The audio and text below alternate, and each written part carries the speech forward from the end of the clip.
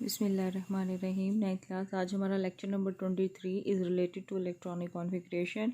इंतहाई इम्पोर्टेंट ये लेक्चर है, इसको बड़े ध्यान से आप लोगों ने सुनना है और इसमें बहुत सारे MCQs और शॉर्ट क्वेश्चन जो है वो हमारे पेपर पॉइंट ऑफ व्यू से इम्पोर्टेंट है। सबसे पहली बात ये कि इलेक्ट्रॉनिक कॉन्फ़िगरेशन होती क्या है। इलेक्ट्रॉनिक कॉन्फ़िगरेशन एक्चुअली रिलेट करती है नंबर ऑफ़ इलेक्ट्रॉन से। आपने लेक्चर जब स्टार्ट हमने किए थे तो उसमें हमने atomic numbers and atomic message वाला आर्टिकल जो है वो क्लियर किया था। एटॉमिक नंबर जो है वो एक्चुअली नंबर ऑफ़ प्रोटॉन्स होते हैं और वही उसके नंबर ऑफ़ इलेक्ट्रॉन्स होते हैं। हमने ये देखना है कि अगर एक एटम का एटॉमिक नंबर 11 है तो उसमें टोटल नंबर ऑफ़ इलेक्ट्रॉन जो है वो एटम में कहाँ मौजूद है। न्यूक्लियस में तो इलेक्ट्रॉन नहीं है, ये तो हमने क्लियर कर दिया था। आज हम ये देखेंगे कि अगर इलेक्ट्रॉन न्यूक्लियस के अंदर नहीं है तो फिर किधर है। ठीक है, उस पूरी सिचुएशन को क्लियर करना है जिसमें हमने इलेक्ट्रॉन को डिस्ट्रीब्यूट करना होता है। उस डिस्ट्रीब्यूशन का नाम है इलेक्ट्रॉनिक कॉन्फ़िगरेशन। सबसे पहले हम इसकी डेफिनेशन देखेंगे, दैट इज़ शॉर्ट क्वेश्चन। ये हमारा शॉर्ट क्वेश्चन है। कहता है distribution of electron around the nucleus in various shell and सब shell according to their increasing energy is called electronic configuration। यानी इलेक्ट्रॉनिक कॉन्फ़िगरेशन का मतलब ये है कि इलेक्ट्रॉन को डिस्ट्रीब्यूट करना है हमने कहाँ, न्यूक्लियस के गिर्द, इन वेरियस शेल, मुख्तलिफ तरह के शेल्स में और सब शेल्स के अंदर, according to increasing energy. Increasing energy energy के बढ़ते हुए रूल के मुताबिक इलेक्ट्रॉन को एटम में मौजूद शेल और सब शेल के अंदर क्या करना है जी, डिस्ट्रीब्यूट करना है। इस डिस्ट्रीब्यूशन का नाम है इलेक्ट्रॉनिक कॉन्फ़िगरेशन। अच्छा, इसका मतलब ये हुआ कि हमने इलेक्ट्रॉन को या तो शेल्स में डालना है या फिर हमने सब शेल्स में डालना है। ठीक है, और इंक्रीजिंग एनर्जी लेवल का मतलब ये होगा कि जिस शेल या सब शेल का एनर्जी लेवल कम होगा इलेक्ट्रॉन पहले उसमें जाएगा। ठीक है, जिस शेल या सब शेल का एनर्जी लेवल ज़्यादा होगा ग्रेजुअली आहिस्ता आहिस्ता इलेक्ट्रॉन उनके अंदर चलते जाएंगे। अब हमने इन तीनों टर्म्स को जो है वो क्लियर करना है, तब जाके हमें इलेक्ट्रॉनिक कॉन्फ़िगरेशन जो है वो क्लियर होगी। शेल्स क्या होते हैं? शेल्स के लिए हम एनर्जी लेवल का नाम भी इस्तेमाल करते हैं, ऑर्बिट्स भी यूज़ करते हैं। ठीक है, यानी शेल को आप ऑर्बिट्स भी कहते हो, शेल को आप एनर्जी लेवल्स भी कहते हो। यहाँ चूँकि उसने इंक्रीजिंग एनर्जी लेवल की बात की है इसलिए हम यहाँ इन्हें एनर्जी लेवल्स कहेंगे। वो कहते हैं कि ये आपके पास n से रिप्रेजेंट किए जाते हैं जो शेल्स होते हैं और इनकी वैल्यू जो है वो 1 2 3 एंड सो ऑन होती है। शेल कभी भी ज़ीरो नहीं हो सकता। इनके नेम जो हैं वो अल्फ़ाबेटिकल दिए जाते हैं, जैसे KLMN। ठीक है, टोटल 4 शेल से हमारा वास्ता पड़ना है इस पूरे आर्टिकल में। तो उनमें से शेल नंबर 1 जो है related to name with K, shell number 2 is related to name with L, shell number 3 is related to name with M and shell number 4 is related to name with N। अब तक की हमने सिर्फ बात ये की शेल जो हैं वो एनर्जी लेवल्स हैं। ऐसी आप कह सकते हो ऑर्बिट्स हैं जिनके मुख्तलिफ एनर्जी के लेवल्स होते हैं। इनको N से रिप्रेजेंट किया जाता है और इनके जो नेम है वो अल्फ़ाबेटिकली दिए जाते हैं। सादा लफ्ज़ों में हम ये कह सकते हैं कि shell is actually the main energy levels that electron can occupy. Electron जो मेन जगह घेरता है वो हमारे पास एनर्जी लेवल कहलाती है। सिंपल सी डेफिनेशन एनर्जी लेवल की, इलेक्ट्रॉन जो जगह घेरेगा या इलेक्ट्रॉन जिस जगह फिर रहा होता है वो जो मेन एनर्जी लेवल हैं उन मेन एनर्जी लेवल्स को कहा जाता है क्या, शेल्स। इनकी वैल्यू 1 2 3 एंड सो ऑन होती है। इनको 1 N से रिप्रेजेंट किया जाता है, N से रिप्रेजेंट किया हुआ है सबको। If N is equals to 1 the name of this shell is K। If N is equals to 2 the name of this shell is L। अगर N की वैल्यू 3 है तो उस शेल का नाम अल्फ़ाबेटिकली M होगा। अगर N की वैल्यू 4 है तो उस शेल का नाम जो है वो N होगा। ठीक है, ये बिल्कुल ऐसे ही है कि न्यूक्लियस हो और न्यूक्लियस के गिर्द जो है वो दायरे बने हुए यानी ऑर्बिट्स मौजूद हो। न्यूक्लियस के बाहर जो पहला दायरा या पहला ऑर्बिट होगा वो N1 होगा यानी इसको हम कहेंगे n इज इक्वल्स टू 1 और इसका नाम जो है वो k होगा। That is n is equals to 2 और इसका नाम जो है वो l से रिप्रेजेंट किया जाएगा। ये n इज इक्वल्स टू 3 है और इसका नाम m से रिप्रेजेंट किया हुआ है। n इज इक्वल्स टू 4 है तो इसका नेम जो है वो n से रिप्रेजेंट किया हुआ है। ये हमारे पास कुछ सिचुएशन होती है शेल्स की। अब तक की हमने बात ये की कि हमने इलेक्ट्रॉन को डिस्ट्रीब्यूट करना है न्यूक्लियस के गिर्द मौजूद मेन एनर्जी लेवल्स को। इन मेन एनर्जी लेवल्स को कहा जाता है शेल्स। ये मेन एनर्जी लेवल्स n से रिप्रेजेंट किए जाते हैं। n is equals to value of the energy level या shell number of energy level. और इनको डेजिग्नेट किया जाता है, यानी इनको जाहिर किया जा सकता है अल्फ़ाबेटिकल ऑर्डर से। ये specific alphabetical order, it's not ABC, KLMN, ये स्पेसिफिक नेम है। जैसे जैसे आप हायर क्लासेस में जाओगे आपको आइडिया हो जाएगा। अब तक आपने सिर्फ यही चीज़ याद रखनी है कि it is representing by KLMNN। और ये आपके लिए कोई नई बात नहीं है, आपने 8th के लेवल पे भी ये चीज़ें जो है वो पढ़ी हुई हैं। अच्छा, फिर हमने कहा कि ये एनर्जी लेवल के लिहाज से, इंक्रीजिंग एनर्जी ऑर्डर के लिहाज से इलेक्ट्रॉन डिस्ट्रीब्यूट होता है। जैसे K लोवेस्ट एनर्जी रखता है, ठीक है। शेल L जो है उसकी एनर्जी K से ज़्यादा होती है। M की एनर्जी K और L दोनों से ज़्यादा होती है। N की एनर्जी K, L और M तीनों से ज़्यादा होती है।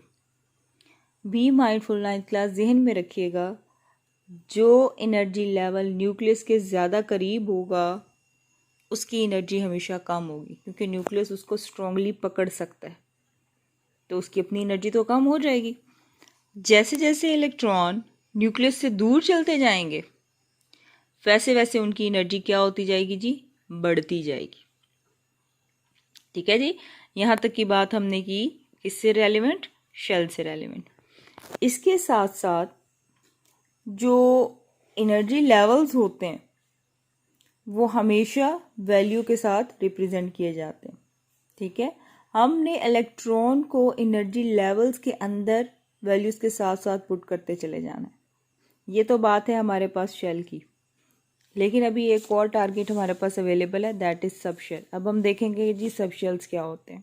ठीक है, शेल के हवाले से ये बातें आपने याद रखनी है और ये डिफरेंसेस आपको याद है। नाउ लेट्स सी दी सब शेल्स क्या हैं।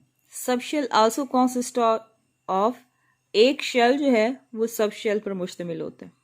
The number of sub shell in a shell is equal to n value, it representing a small alphabetical letter S, P, D and F। यानी अगर आपके पास शेल था तो उसको तो आपने लिख लिया K, L, M और N से, लेकिन अगर वो सब शेल है that is S, P, D and F। ये बिल्कुल ऐसे ही है जैसे आपके पास एक पूरा घर हो, घर को आप शेल कहो क्योंकि वो बहुत बड़ा है, उसके अंदर जो कमरे मौजूद हैं उनको आप सब शेल्स कहो क्योंकि कमरे छोटे हैं। तो जो पूरा घर था जिसको आपने शेल कहा था उसको आपने नाम दिया था K, L, M या N का, लेकिन उसमें जो अलग अलग कमरे मौजूद हैं छोटे छोटे उनको आप नाम देंगे S, P, D and F, और चारों जो है वो स्मॉल लेटर होने चाहिए। शेल का नेम कैपिटल लेटर से लिखोगे, लेकिन सब शेल्स जो हैं उनके नेम आप स्मॉल लेटर से लिखोगे। अच्छा, यहाँ उसने एक बात की, सब शेल इज इक्वल टू, कहते हैं शेल के अंदर जो सब शेल मौजूद हैं उनकी तादाद n के वैल्यू के बराबर होगी। अगेन ये बात रिपीट कर दूं, sub shell in a shell, sub shell जो शेल के अंदर मौजूद है equal to its n value, उसकी वैल्यू n की वैल्यू के बराबर होगी। यानी हमें कैसे पता चले कि एक घर के अंदर कितने कमरे हैं, तो कहते हैं उस घर का नंबर देख लो, यानी उस शेल का नंबर चेक कर लें।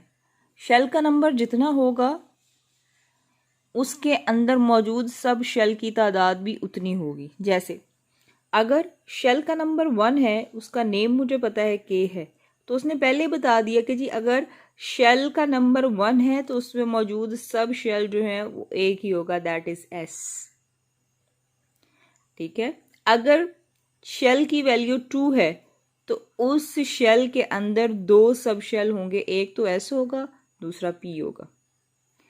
If the value of shell is 3, so the subshell in shell is 3, S, D. और अगर शेल की वैल्यू 4 है जिसका नाम n था, तो वहाँ पर सब शेल्स की तादाद भी 4 हो जाएगी, S, P, D and F। समझ में आ गई बात? क्लियर हो गई ये चीज़ें? ये आपकी बुक में भी अवेलेबल है, सो इसलिए परेशान नहीं होना। हम मतलब बच्चे ये नहीं, आप लोग ये मत सोचें, मतलब आप ये जहन में नहीं लेकर आओगे कि इसमें एक शेल क्यों है, सब शेल क्यों है, इसमें 4 क्यों है, इसमें 4 क्यों नहीं है। इसकी वजह यह है, जिस शेल का जो नंबर होगा उस शेल में सब शेल की तादाद उतनी ही होगी। इसलिए शेल नंबर 4 में एक सब शेल नहीं हो सकता, क्योंकि उसका नंबर ही 4 है। जब उसका नंबर 4 है तो उसमें सब शेल्स की तादाद भी 4 ही होगी। क्लियर हो गया? ये तो इतनी सी बड़ी आसान सी बात है। अब हमने ये देख लेना है कि आपने जो इलेक्ट्रॉन्स डालने वो कैसे डालने। एक फॉर्मूला है जिसको हमने ज़हन में रखना है, 2n²। Electrons in shell. जब आप इलेक्ट्रॉन्स को शेल में डालना चाहोगे, यानी आपने ये देखना है कि एक शेल में मैक्सिमम कितने इलेक्ट्रॉन आ सकते हैं। शेल की बात कर रही हूँ बेटा, सब शेल की बात नहीं कर रही। एक शेल में इलेक्ट्रॉन कितने आते हैं, तो आप ये फार्मूला लगा के फटाफट कैलकुलेट कर लोगे कि जी एक शेल में कितने इलेक्ट्रॉन आते हैं। फर्ज करें मैंने कहा कि जी शेल नंबर के में मुझे बता दें इलेक्ट्रॉन्स कितने हैं, तो आप के की वैल्यू लगाओगे 2। के की वैल्यू कितनी है, n इज इक्वल्स टू 1, इसका लोगे स्क्वायर, 1 का स्क्वायर 1 ही होगा, 2 multiply 1 is equals to 2 electrons. तो इसका मतलब ये हुआ कि के शेल में कितने इलेक्ट्रॉन आएंगे, 2।